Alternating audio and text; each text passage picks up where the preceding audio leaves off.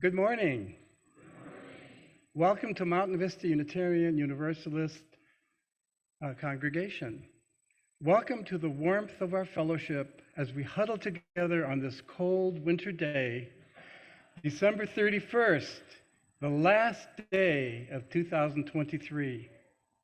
And welcome to our Zoom congregants enjoying our service in the warmth of their homes, but tuned in to the camaraderie of our collective unity. We are all welcome here, first-time visitors and continuing visiting guests, and here our congregant members in covenant. My name is Jean-Bor Zoltan. I'm the pastoral associate this Sunday. Let's take a minute and wish each other Happy New Year.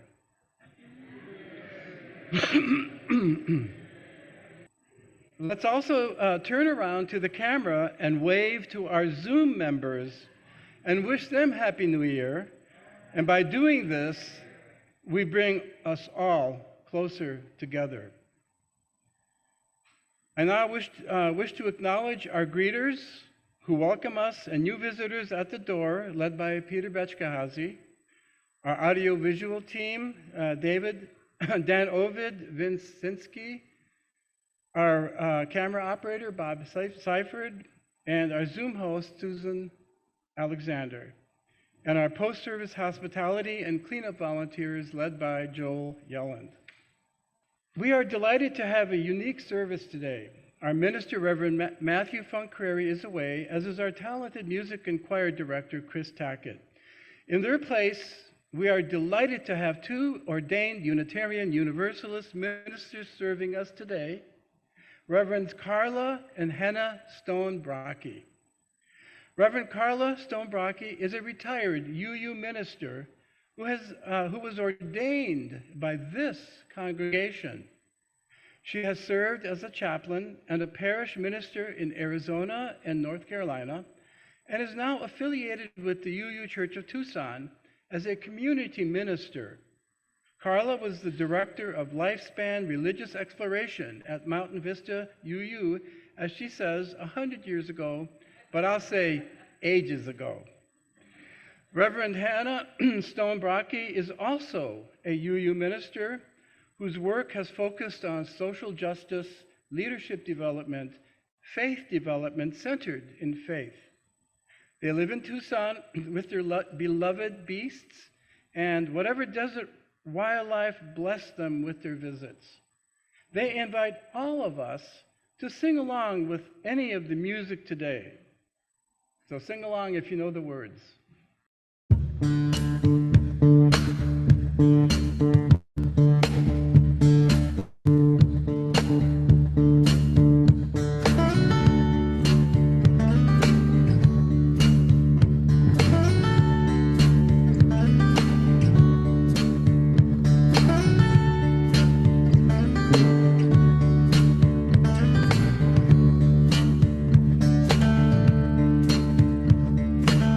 You can say that you stand apart, put a fence around your yard. You can build a tall rampart, guard it with a gun. You can dig yourself a moat, burn the bridge and burn the boat. It won't matter that much, you know, 'cause all the world is one. All the world is one.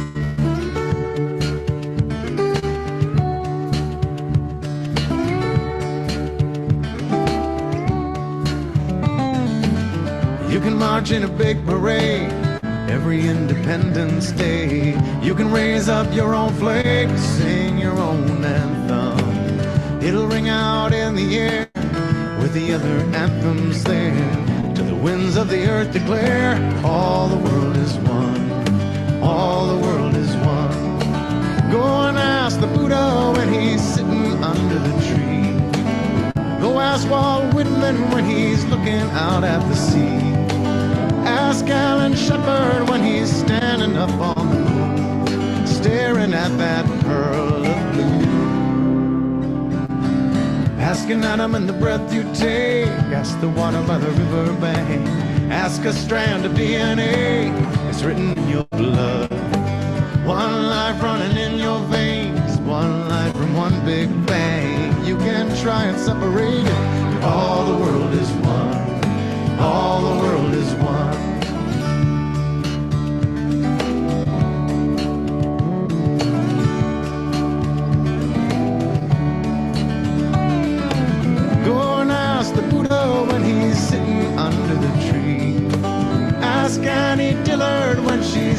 Tinker Creek. Ask Alan Shepard when he's standing up on the moon, staring at that pearl of blue.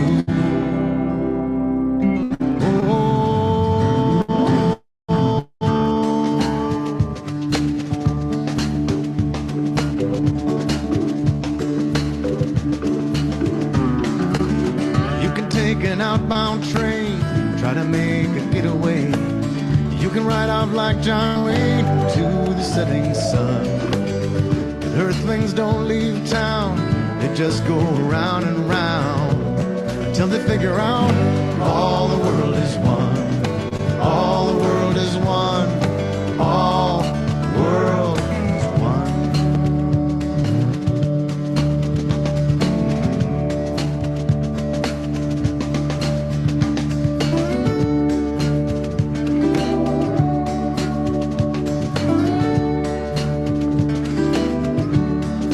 All the world is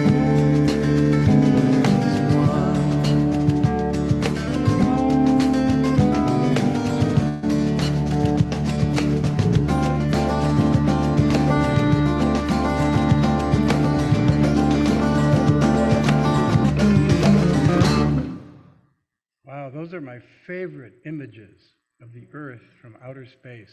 Wow, what a great, beautiful tune. We will now have our chalice lighting. The reading for our chalice lighting is titled "The Task of the Religious Community" by the Unitarian Universalist Reverend Mark Morrison Reed. The central task of the religious community is to unveil the bonds that bind each to all. There is a connectedness, a relationship discovered amid the particulars of our own lives and the lives of others. Once felt, it inspires us to act for justice. It is a church that assures us that we are not struggling for justice on our own, but as members of a larger community. Where do we come from? The religious community is essential, for alone, our vision is too narrow to see all that must be seen, and our strength too limited to do all that must be done. Together, our vision widens and our strength is renewed. Where do we come from? What are we? Where are we going? Where do? What are we? Where are we going? Mystery of the mystery. Life is around we going. Where do we go? Where are we going? Where do we go? Where are we going? Where do we go? Where are we going? Where do we go? Where are we going? Where do we go? Where are we going?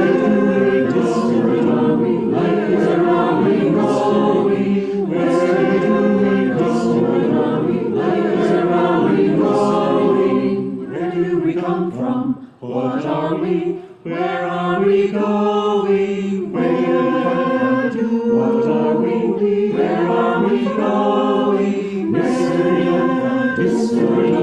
Life is around we going. Where do we go? Where are we going? Where do we go? Where are we going? Where do we go? Where are we going? Where do we go? Where are we going? Where do we go? Where are we going? Hey there. I want to say before I start that almost all the music today is written by and or performed by Unitarian Universalists. I don't know about the Waylon Jennings, but they could be. I agree. I blame the fall of Western civilization for most of the horrible things I encounter every day, like climate chaos, senseless war, he who shall not be named, and I do not mean Voldemort, my internet service going all iffy on the one here too, the price of Cheerios, and that arrogant person who cut me off in traffic. I mean, don't we all agree the world is doomed? I saw a bumper sticker once that asked, "Where am I going and why am I in this handbasket?" And I Googled the phrase, "going to hell in a handbasket." It is still in common use and nobody knows why. My environmentalist friends might say to the owner of that bumper sticker, "Well, what did you think would happen if you isolated yourself from others in a metal machine powered by the mining of fossil fuels, going well over the speed limit and contributing mightily to the destruction of the ozone layer and the toxicity of the air we breathe?" Despair for the fate of the earthly world is rampant among folks I know and love. It's the appropriate response, right? We're confronted by environmental peril, political insanity, outrageous war, famine, natural disasters, and the lack of common sense and rationality and heart in so many human exchanges, such as trying to get a medical appointment before the end of the decade, or to get a question answered about a phone bill faced only by robotic voices demanding press 3. The despair is overwhelming. And oh my goodness, what do we do? I like to think that the eruption of the supervolcano beneath Yellowstone National Park, which is apparently overdue, will solve a lot of problems. If the evil empire, as the US is popularly known, goes up in smoke, how much better off would the world be? You know you have been thinking about immigrating to Canada. But in this case, that wouldn't help. The volcano would destroy the whole of North America. Ultimately, I think the benefits would outweigh the costs. However, it might have a negative impact on my imaginary grandchildren. In any case, those things are not in my control. Accepting that some things are not in my control is very helpful to the state of my soul. Nevertheless, how to cope? Submerging oneself in the depths of despair doesn't actually help, and the opposite, adopting an arrogant, mindless cheer, doesn't actually help either. Oh, those irritating Pollyannas. No. We need some kind of refuge to restore the balance, to remind us of beauty and wonder, even in the face of disaster. Buddhists say, take refuge in the Buddha, the Dharma, and the Sangha. Buddha is wise teacher. Dharma is wise teaching. Sangha is wise community. Some of my wise teachers are indeed Buddhist: Pema Chodron, Jack Kornfield, the Dalai Lama, and my good friend Jennifer. Some are simply amazing: Annie Lamott, Mary Oliver, Whoopi Goldberg, Rumi, Sandra Boynton, Queen Latifah. I have a lot of wise teachers, and I turn to them in books and blogs and songs and movies and Netflix. Many of them make me laugh, and it seems that laughter is good medicine. I won't impose it on you today, unless you beg me, but laughter yoga, just laughing for no reason as an exercise, has real power to infuse some impossible joy in your suffering soul. Look it up, laughter yoga. Wise teaching comes from well-known, thoughtful beings and also from random children. My niece's kids take great joy from making funny faces. And I love that they call Hanne and me grandma as well. Laughing Babies Inspire on YouTube. Greta Thunberg, the Swedish teen who organized and still does a movement to take immediate action on climate change, gives activism a good name. We need community. The refuge of wise community is this, it is you, Unitarian Universalist congregations, except during budget planning time. Also, my women's circle, my friends' Smart Recovery Group, my beloved colleagues, at least the ones I like, and even my pets. A sense of belonging and an intention of living in compassion together restores my soul. Pema Chodron says, to be whole, we need wretchedness so that we can learn compassion and soften our hearts. And we need gloriousness to inspire and energize us. Balance. She also says, in terms of a larger perspective, this: we think that the point is to pass the test or overcome the problem, but the truth is things don't really get solved. They come together and they fall apart. Then they come together again and fall apart again. It's just like that. The healing comes from letting there be room for all of this to happen. Room for grief, for relief, for misery, for joy. Things don't really get solved? Whoa, terrifying. And what a relief. Poet Wendell Berry speaks of despair and grace in this poem, The Peace of Wild Things.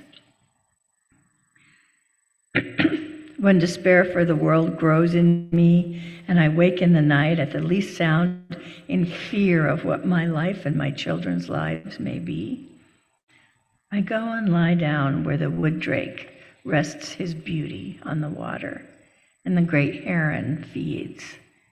I come into the peace of wild things who do not tax their lives with forethought of grief. I come into the presence of still water, and I feel above me the day-blind stars waiting with their light. For a time, I rest in the grace of the world and am free. So yes, despair, but do not only despair. From Anne Lamott. Hope is not about proving anything. It's about choosing to believe this one thing, that love is bigger than any grim, bleak shit anyone can throw at us. From Mahatma Gandhi. When I despair, I remember that all through history, the way of truth and love have always won. There have been tyrants and murderers, and for a time they can seem invincible, but in the end, they always fall. Think of it, always. From author Barbara Kingsolver.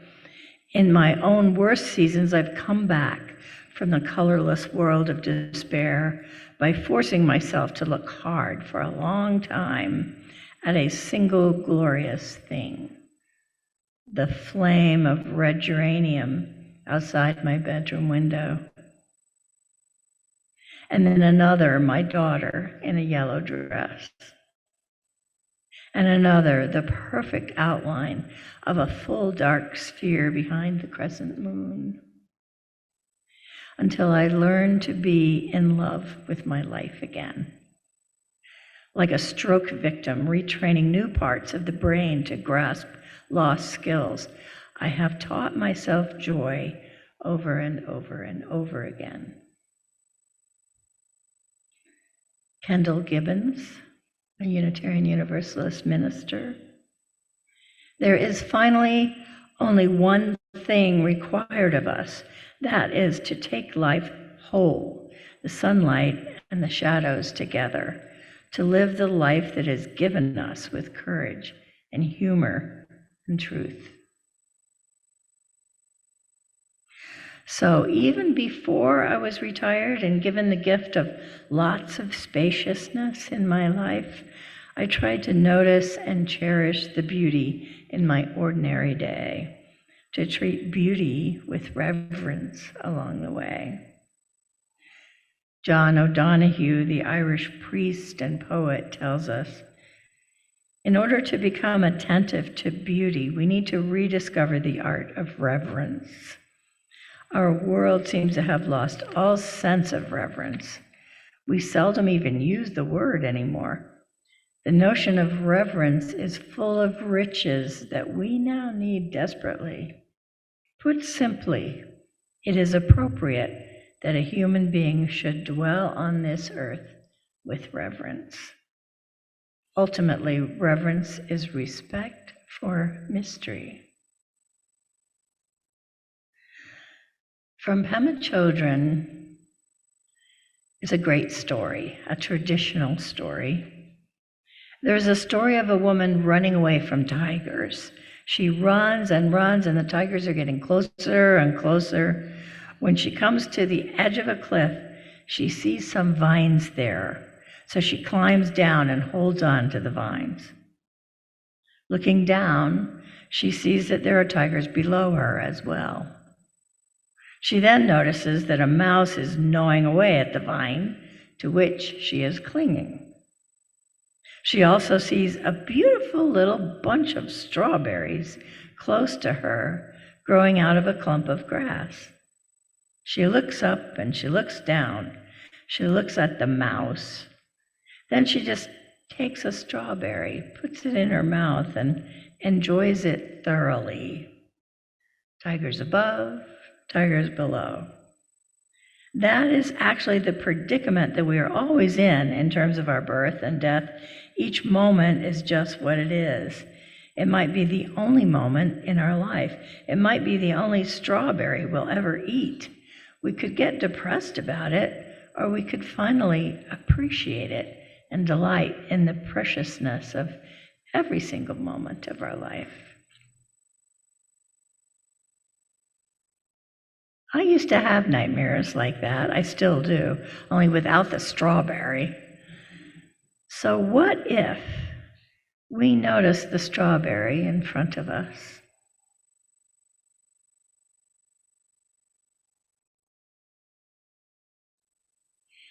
Even with tigers, even without tigers, and offer reverence. What if we allow even a moment of spaciousness and notice the beauty of this person, this sky, this conversation? I feed my soul with the swing of the hammock, the hawk bathing in my fountain under the mesquite tree, the love of my wife. I feed my soul with wise teachers, wise teachings, wise community. I then, for a little while, have the resilience to acknowledge the pain in my life and the world and to feel the grief. That grief enables deeper compassion. Compassion enables rejoicing in others' joy. If we allow the depths of both, we become more wise, more resilient, more whole. The soul needs it all. What nourishes your soul? Make sure you access it. Singing, painting, fishing, great music, solitude in the desert, time with little ones, time with furry ones, books, hugs. May you find the balance that keeps your soul whole.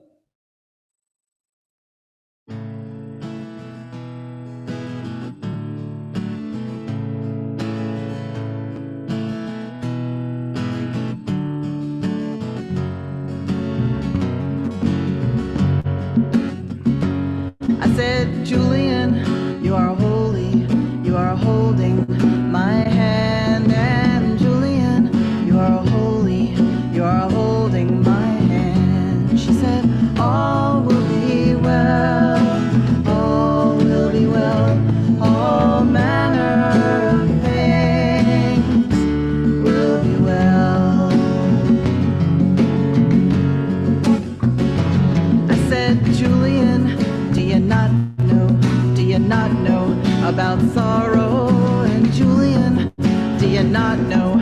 Do you not know about pain? And I said, Julian, do you not know? Do you not know about hunger? And Julian, do you not know? Do you not know about shame? But she said, all will be well, all will be well, all manner of things will be well. I said, Julian, do you not know? Do you not know about loneliness? And Julian, do you not know? Do you not know about disease? And I said, Julian, do you not know? Do you not know about cruelty? I said, Julian, it's too much. It brought me to my knees. But she said, all will be well, all will be well, all manner of things will be well. And she said, no one does not know about sorrow, and no one does not know about pain. She said, no one does not know about hunger, and no one does not know about shame. And she said, all will be well, all will be well, all manner of things will be well. And she said, no one does not know about loneliness, and no one does not know about disease. And she said, no one does not know about cruelty. She said, I know, it's too much. It brought me to my knees, where I heard, all will be well, all will be well, all manner of things will be well. I said, Julian, you are holy, you are holding my hand. And Julian, you are holy, you are holding my hand. She said, all will be well, all will be well, all manner of things will be well. And she said, baby girl, do you not know about tenderness? She said, baby girl, do you not know about friends? And she said, baby girl, do you not know about the spirit? She said, baby girl, do you not know it's only love that never ends? And so all will be well, all will be well, all manner of things will be well. And so all will be well, all will be well, all manner of things will be well.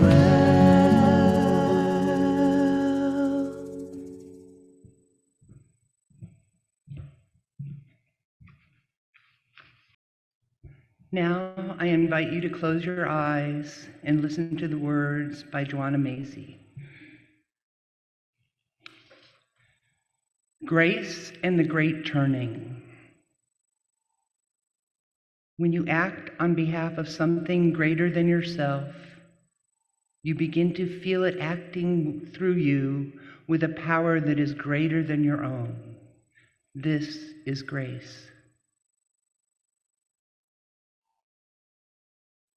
Today, as we take risks for the sake of something greater than our separate individual lives, we are feeling grace by other beings and by the earth itself.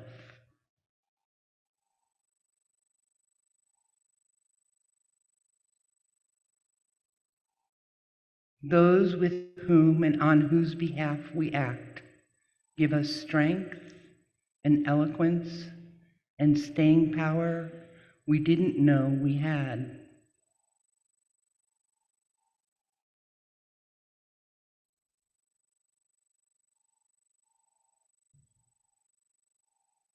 We just need to practice knowing and remembering that we are sustained by each other in the web of life. Our true power comes as a gift, like grace, because, in truth, it is sustained by others.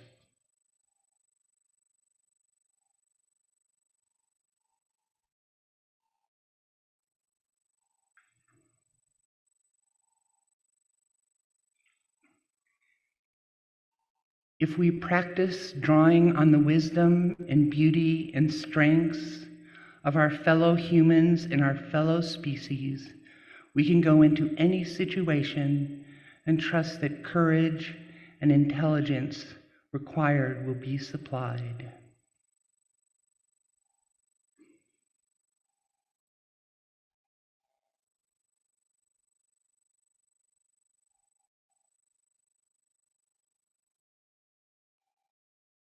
Grace happens when we act with others on behalf of our world.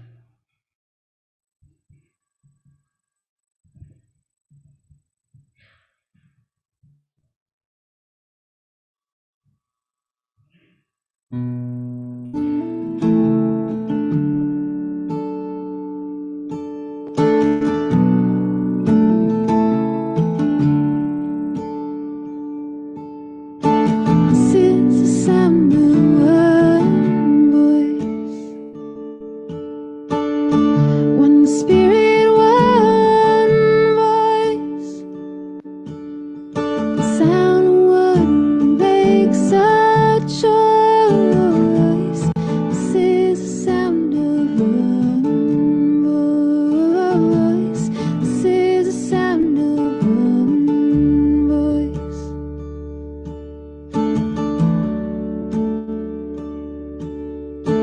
This is the sound of voices too.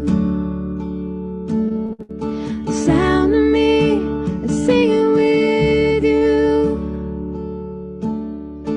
helping each other to make it through. This is the sound of voices too. This is the sound of voices too.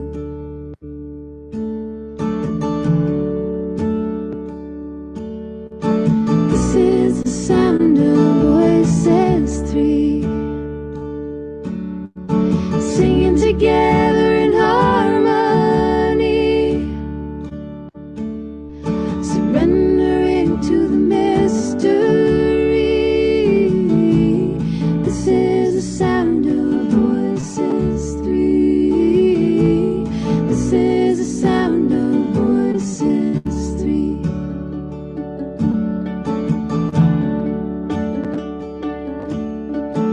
This is the sound of all of us,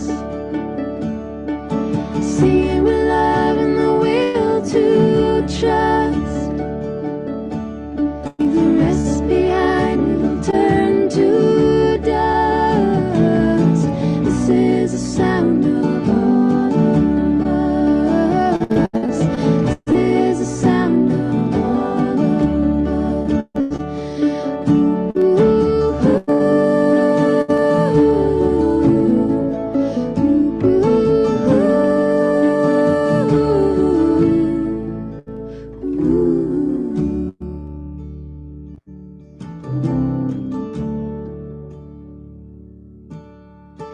This is the sound of one voice, one people, one voice. A song for every one of us. This is the sound of one voice. This is the sound of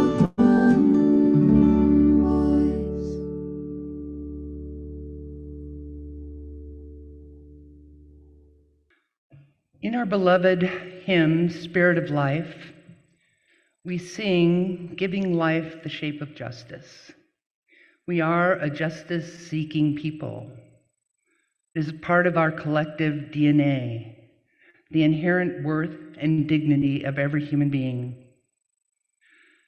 But during these trying times, that striving for justice can seem overwhelming.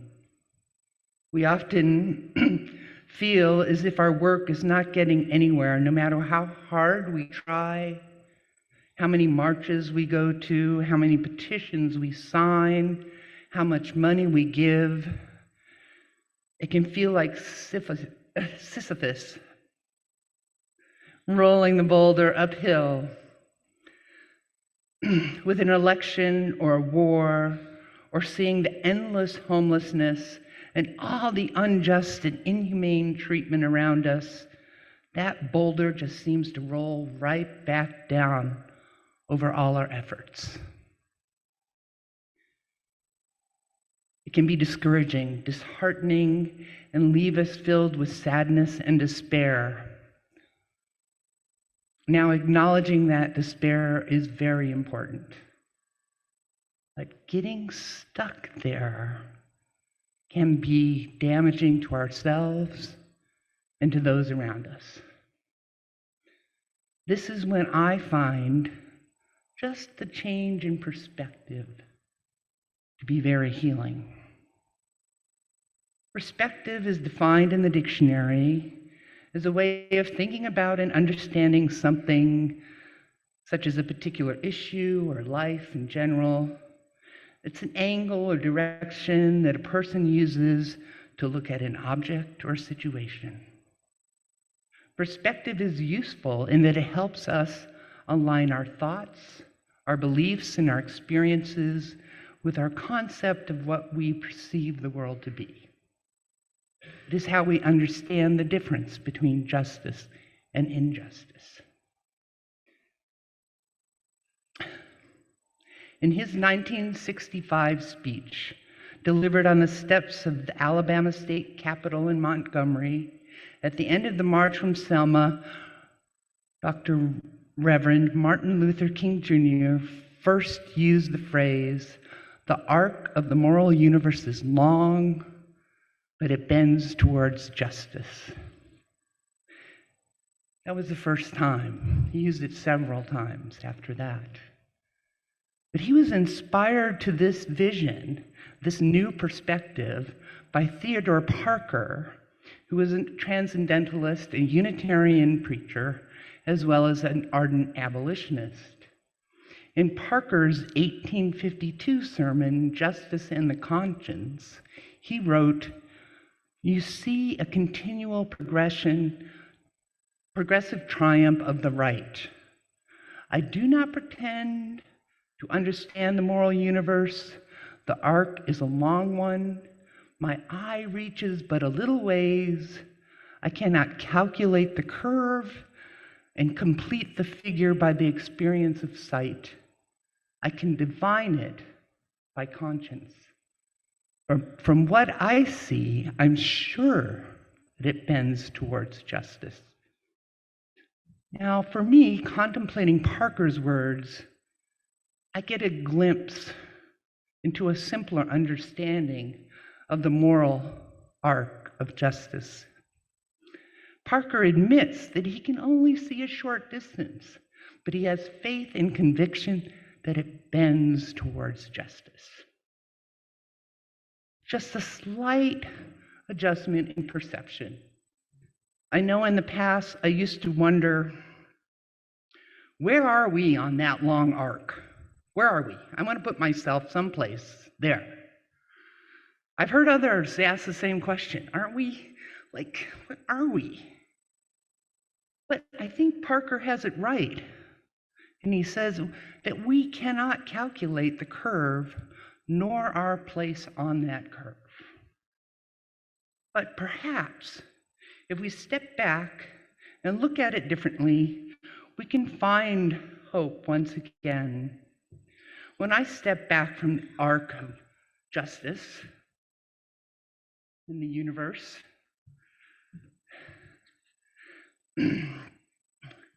I imagine a long and ancient tapestry, strands of justice being woven together through time, passing from one generation to the next. When I look back in time, I see hard-won successes in multitudes of struggles for justice. Each thread is a story, and the arc becomes stronger as we weave all these stories together. Now I can share with you one of my own threads as an example. I was born in Flagstaff. I spent my summers with my grandparents in Prescott. I came out when I was 13 years old. And at that time, Flagstaff was very conservative.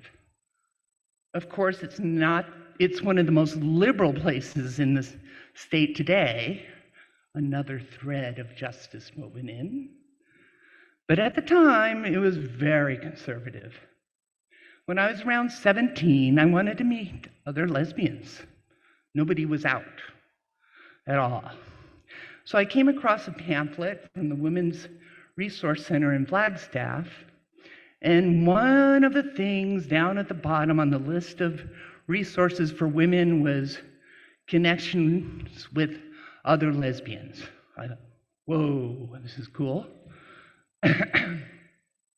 So I called them.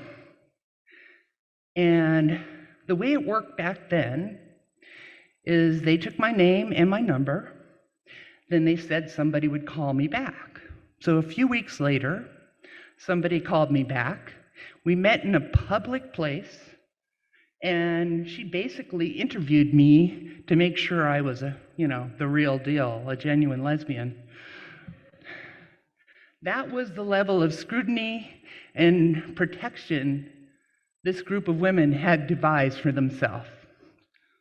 Being lesbians, they were very, very protective. Many of them were doctors and lawyers and teachers, and they were afraid of losing their jobs, or worse, if anyone found out. Now, we follow the thread of the arc forward in time. Little did I know then that 35 plus years later, I would be standing on the courthouse steps in Prescott, Arizona, with my UU congregation helping to marry lesbian and gay couples. Now that's a perspective in time. That shows us hope. Showed me a lot of hope. I was amazed. Oh my gosh. I still am. As we know, justice and injustice have existed side by side since before ancient times. We are now living in a time that Joanna Macy calls the Great Turning. Maybe some of you have heard of that. What she means by this is that for so long in human history, we have turned away from injustice. We have turned away from the suffering of our fellow human beings, suffering of the earth. And in that turning our way, our hearts were hardened and we were silently complicit. But now, in the time of great turning, billions are turning around together, seeing the suffering, are waking up to injustice, and are allowing that their emotions of sadness and anger to affect change. We are part of this great turning. The perspective of billions working towards justice gives me hope, great hope.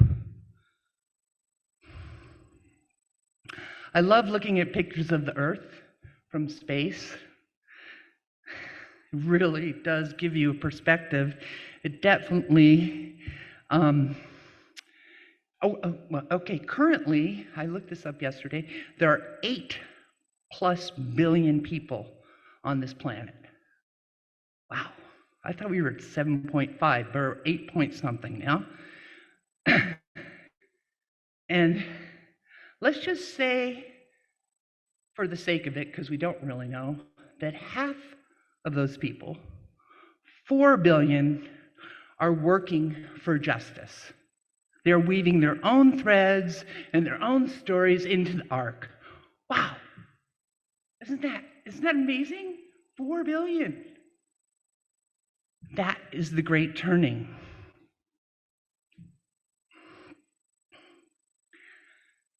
In Ella's song, Bernice Johnson Reagan wrote, "That which touches me most is that I had a chance to work with people, passing on to others that which was passed on to me. To me, the young people come first. They have the courage where we fail, and if I can shed some light as they carry us through the gale. The older I get, the better I know that the secret of my going on is when the reins are in the hands of the young who dare to run against the storm." So thinking of those 4 billion people, today we know that so many young people are working towards justice. This is our hope for the future. Organizations like Trans Pueblo, United We Dream, Color of Change, many countless more, including our own UU Jazz, are being led and run by young people.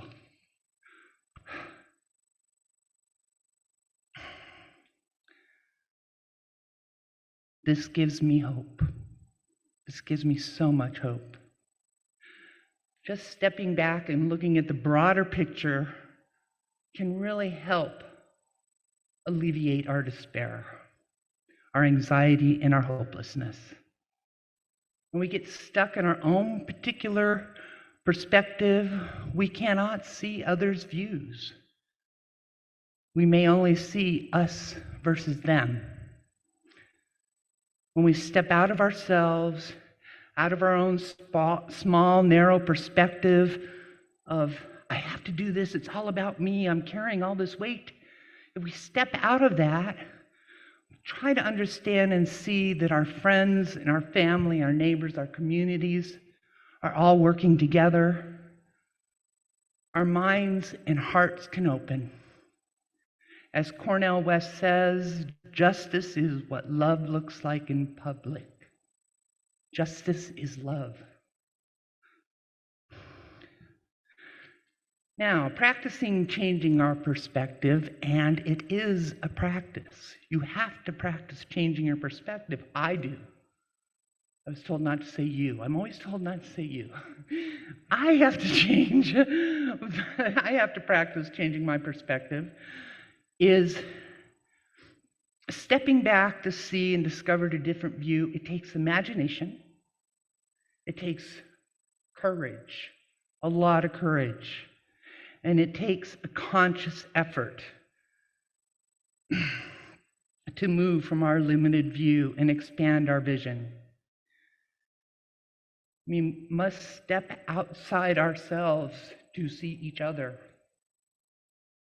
When I practice changing my perspective, it compels me to reach into that bowl of compassion in my heart, and it soothes my soul with hope and solace. You know, I learned a long time ago that just because I think something does not mean it's true, right? I'm still practicing that. I'm still practicing that.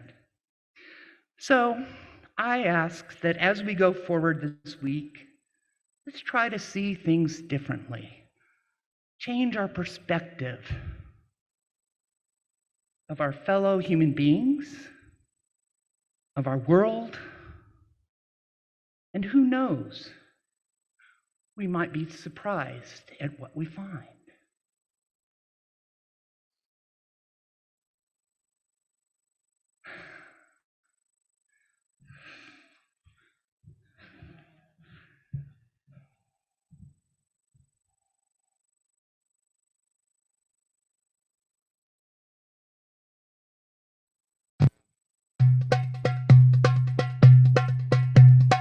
Peace, salam, shalom. Peace, salam, shalom. Peace, salam, shalom. Peace, salam, shalom. Peace, salam, shalom. Peace, salam, shalom. Peace, salam, shalom. Peace, salam, shalom. Peace, salam, shalom. Peace, salam, shalom. We believe in peace. We believe in peace. We believe in peace. We believe in peace. We will work for peace. We will work for peace. We will work for peace. We will work for peace. Jerusalem, Ramallah, in Tel Aviv, in Washington, in Rafah, in Baghdad, in Bethlehem, in New York City. We believe in peace. We believe in peace. We believe in peace. We believe in peace. We believe in peace. Salam, shalom. Peace, salam, shalom. Peace, salam, shalom. Peace, salam, shalom.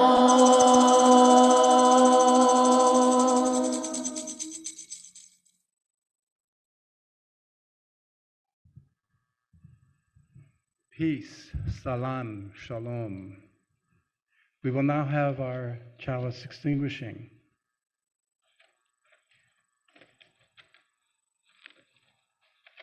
We extinguish our chalice with words from the UU Reverend Deborah Falk. The chalice lit amongst us is a beacon of hope in a world of crisis, a beacon of possibility made manifest in community, a beacon of warmth through our interconnections, a beacon of light illuminating our shared wisdom, a beacon of connection by our being together. We extinguish this chalice and carry the beacon in our hearts.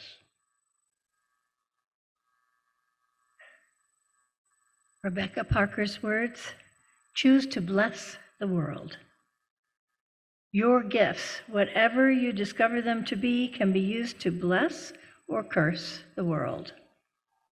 The mind's power, the strength of the hands, the reaches of the heart, the gift of speaking, listening, imagining, seeing, waiting, any of these can serve to feed the hungry, bind up wounds, welcome the stranger, praise what is sacred, do the work of justice, or offer love.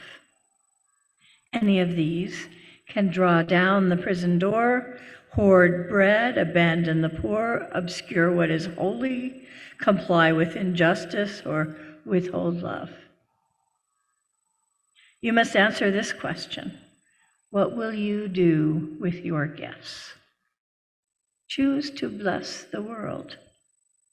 The choice to bless the world is more than an act of will, a moving forward into the world with the intention to do good.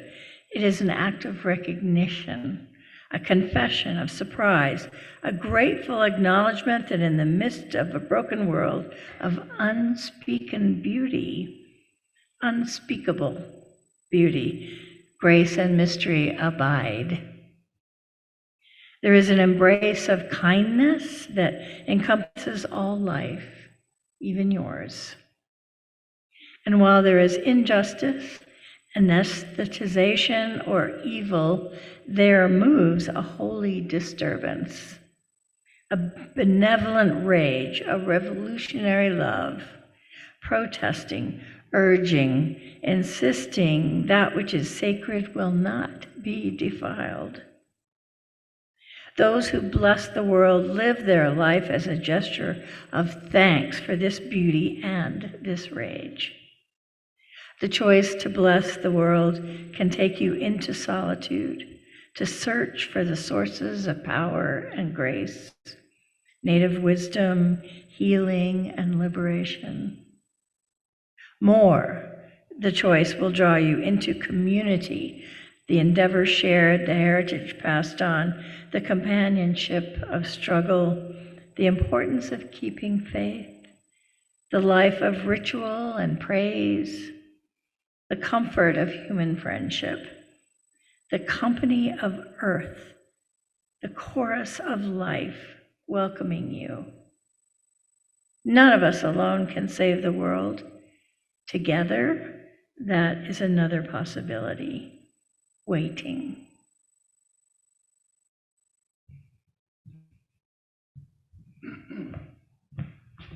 Announcements first. Just a couple of very short announcements.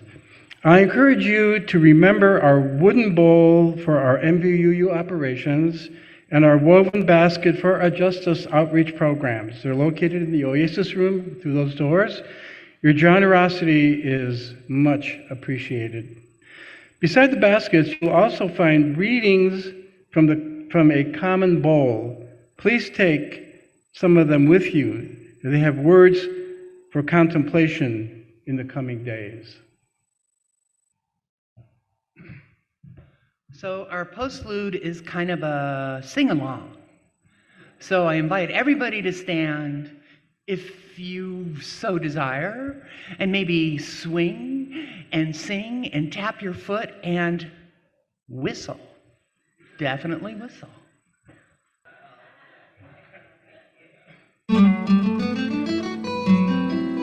Some things in life are bad, they can really make you mad. Other things just make you swear and curse. When you're chewing on life's gristle, don't grumble, give a whistle. And this'll help things turn out for the best. And always look on the bright side of life. Always look on the light side of life. If life seems jolly rotten, there's something you've forgotten, and that's to laugh and smile and dance and sing. When you're feeling in the dumps, don't be silly chumps, just purse your lips and whistle, that's the thing. Hey, always look on the bright side of life. Come on. Always look on the bright side of life. For life is quite absurd, and death's the final word. You must always face the curtain with a bow. Forget about your scene, give the audience a grin. Enjoy it, it's your last chance anyhow. So always look on the bright side of death. Just before you draw your terminal breath. Life's a piece of shit when you look at it. Life's a laugh and death's a joke, it's true. You'll see it's all a show, keep 'em laughing as you go. Just remember that the last laugh is on you. And always look on the bright side of life. Always look on the right side of life. Come on, Brian, cheer up. Always look on the right side of life. Always look on the right side of life.